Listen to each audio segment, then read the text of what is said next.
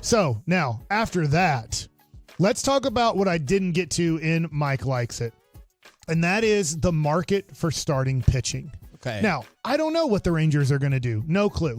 But let's look at it this way. Right now, Michael Lorenzen, Andrew Heaney, and possibly Nathan Eovaldi are all free agents at the end of the season. The reason I say possibly Nathan Eovaldi is there's a mutual option / player option, but he has to hit, I believe, 300 innings in these 2 seasons, and he is going to be right on the borderline of doing it. If he gets hurt, if he misses, let's say, 2 starts in the second half, he will not hit it and become a free agent. The other thing, too, is Eovaldi, after pitching a team to a World Series championship and having another solid year when he's healthy this year, he might want to be a free agent. He might not want a 1-year, $20 million deal. He might want a 2 or 3 year deal. So I don't even know if Nathan Eovaldi is even going to accept the mutual option. So he's kind of a free agent. And then John Gray, after this year, has 1 year and $15 million left. From what I understand, is teams are interested in Nathan Eovaldi, probably number 1, because they saw what he can do in the playoffs when healthy. And then I think teams are interested in John Gray, sorry, that's a running back.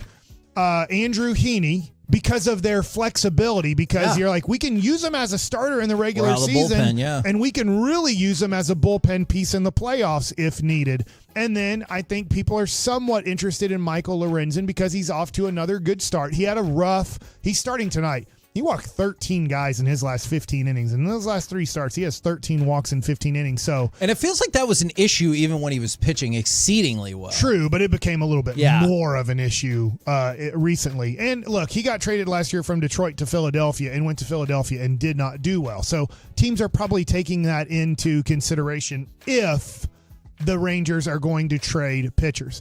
So the Rangers are getting calls on this. Right now, it says the best right-handed starting pitcher on the market, they think, is Jack Flaherty of the Tigers. Now, he's had a bounce-back year this year. He's been hurt a lot of his career with St. Louis.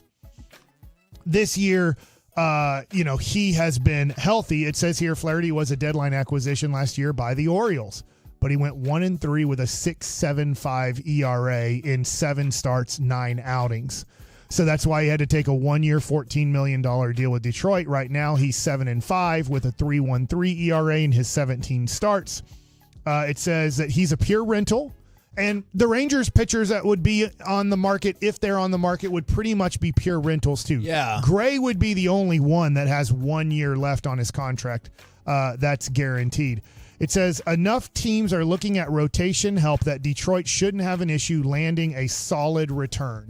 Now, that's because there's not many starting pitchers on the market. Now, the one that is a stud, I should say 2 that are studs that are possibly on the market, is Jack Flaherty's teammate, Tarek Skubal, who's awesome. But you're looking at giving 4 premium prospects. You're probably off. You probably have to offer 2 of your top 5 prospects and then another 2 in your top 10 plus another nice throw in that they're like, all right, he's their 15th prospect.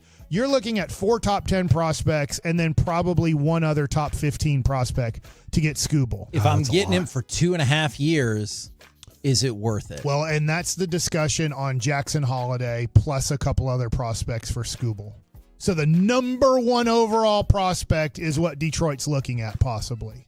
Now, I don't know if he's going to be traded or not, but it seems like Baltimore is interested, and if they can't make a deal for Skubal, they are going to go to the team you're playing tonight, the guy who's pitching tomorrow, and go, what do we have to give for Garrett Crochet? Yeah. Who is having a great year, too. It says, although the White Sox don't have to trade Crochet, the question around the league seems to be when, not if, the lefty will be traded. Crochet will command a huge haul of prospects for the White Sox, who are already in the early stages of their rebuild after trading Dylan Cease at the end of spring training.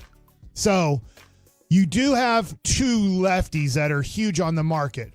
But if the Rangers decide to deal, I have no clue if they will or not.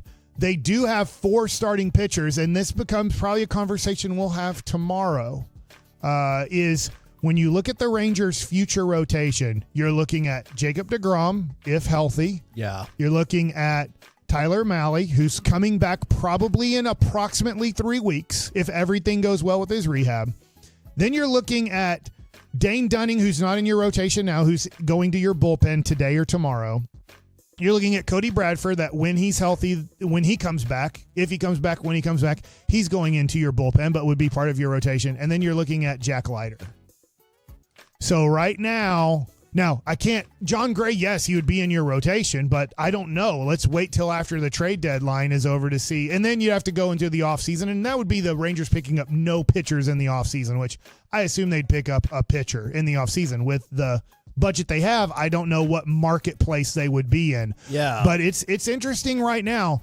The Rangers, if you just look at starting pitcher and the market, if they decided to put Eovaldi into the market, he would be the best right-handed starting pitcher on the market, and by far. We could get a lot, Kevin. You could get for a rental situation. Nathan Eovaldi would get you something interesting. And then I'm just throwing this out there. If for some reason the Rangers were selling and you said you get Eovaldi and Andrew Heaney, we're going to throw in the lefty to up the prospect situation. Yeah. I'm just throwing it out there. That's the starting market. And so if you decided to become a seller, you could be getting a lot of phone calls. The 972 going to Long John's right now because of Mike, and I'm going to get extra crunchies. I've never too. seen so many texts about Long John Silver in Do my people life. like them, or is it 50-50? Love. No, they like them. I think they're a great product, but obviously people aren't going for fast food fish. The healthiest fast food fish out there. Corey, I don't know. Or the chicken. I'm more of a fish fan. I don't know if this is doable at all. What? Maybe we talk about it at some point in the show. What are the brands that you thought were great and you don't quite understand why they're going away? Like, it could be a restaurant, could be a store, Toys R could Us. be whatever. Yeah. That's a good one.